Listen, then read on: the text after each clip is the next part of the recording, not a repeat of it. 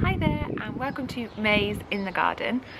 We've actually been away on holiday for 2 weeks, so I left my garden in the capable hands of my mother, and I'm pleased to say that everything, apart from one chilli plant that got ate by slugs, everything is still alive. Yeah, you can see in the background, that's my lettuce bed. I'll do a proper tour in a minute, and there's some vegetable bed at the back there. But yeah, she did a good job.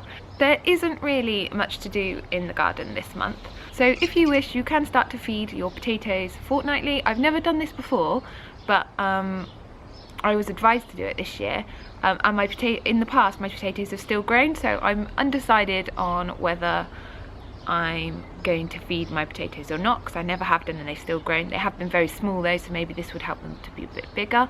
So I'm going to have a look at some of the feeds that are on the market when I next go to the garden centre and see what actual ingredients in there, and whether, you know, I want to feed my vegetables that, because obviously they wouldn't be truly organic if I did. Yeah, so I'm going to have a look into that. I haven't decided whether I'm going to start feeding them or not, but if you want to, then that is something you can start to do now. I have now planted everything out in my garden, so all my beds are full. Most things now you are probably able to plant out. Obviously, without knowing what exactly you're growing, it's impossible to say. There are a few things that you plant out in June, but most of it will be planted out by now. You can start weeding. You will see in my beds there probably are a few little weeds that you just need to pull out. If you grow in raised beds, it's a lot easier to weed. You can literally normally just sort of pluck them out and out they come. You just obviously don't want weeds growing and taking up space in your beds, especially if you haven't got that much space. It really doesn't take long though to just go around with a bucket and pick them out.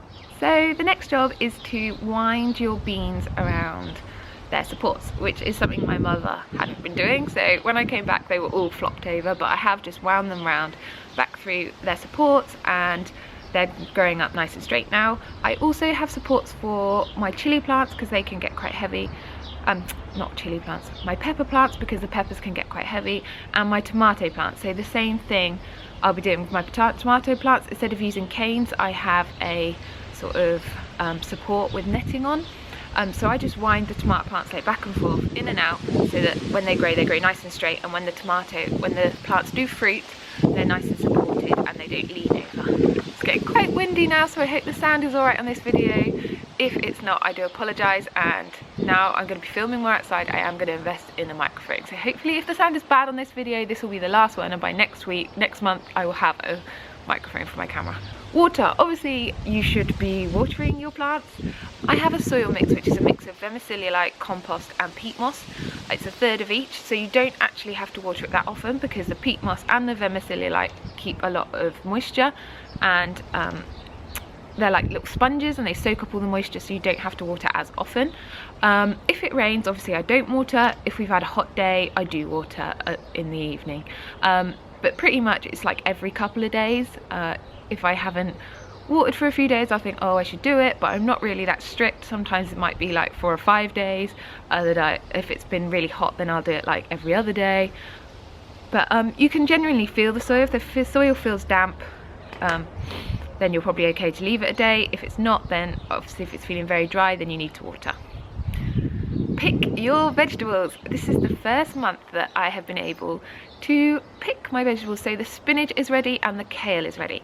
So I'm going to show you now. I'm going to take my scissors and I'm just going to snip a few leaves off and show you what they look like before and after. So first of all, I'll give you a tour of the garden, what it's looking like now, and then we'll come back and I'll harvest my spinach and kale and show you what that looks like. So here is what is in the salad bed. I've got a cucumber plant there, some spring onions there, some spinach there, which is now ready for picking. It's baby leaf spinach, so some of these have got a bit too big, but they'll be fine. Lettuces, which is also ready, but we don't need any, so I'm not going to cut any of those. That's the cucumber, Rosalie. Cucumber. Got some chilli plants there. This is my nice new one, which I just recently bought because that died, was eaten by slugs. The slugs just seem to love pepper plants. I don't know why. Yeah. So that is my salad bed. Should we go and show it over here? Yeah, you're going to show the strawberries? These are the strawberries. You can't pick them yet. You have to wait till they go red, don't they? So that's our strawberry planter. here are our tomatoes, and as you can see, I've just wound these sort of like, if I get a loose leaf like that one, I just tuck it round so that when they grow up they'll grow nice and straight. So as you can see, there's not much to it, it's just literally winding them round. This is my vegetable bed we have, which is growing rather profusely. We have 1 to 2 at the back. So these tendrils up here, I just wind them round so you can see this one's growing. So I just tuck it under. Oh. Tuck it under and wind it round, and then they'll grow nice and straight. There's another one down here. Another one here. So every sort of couple of days I just keep tucking them around just so they grow up nice and straight and supported. So in here we have the kale. You doing the watering, Rosie? Good girl. We have kale, which I'm going to snip a few of these leaves off.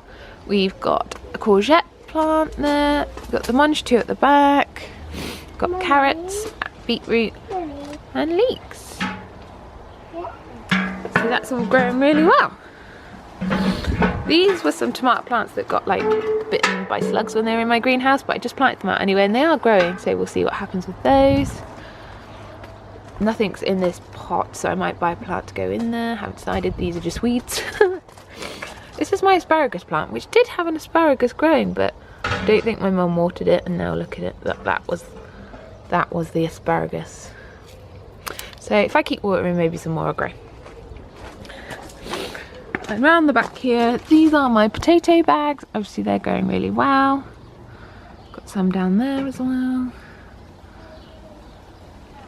And that's that. So yeah, I'm just going to give these a little bit of a haircut. I'm going to have to put the camera down while I do it. I'm just going to chop all the bigger leaves off and pop them in the bowl.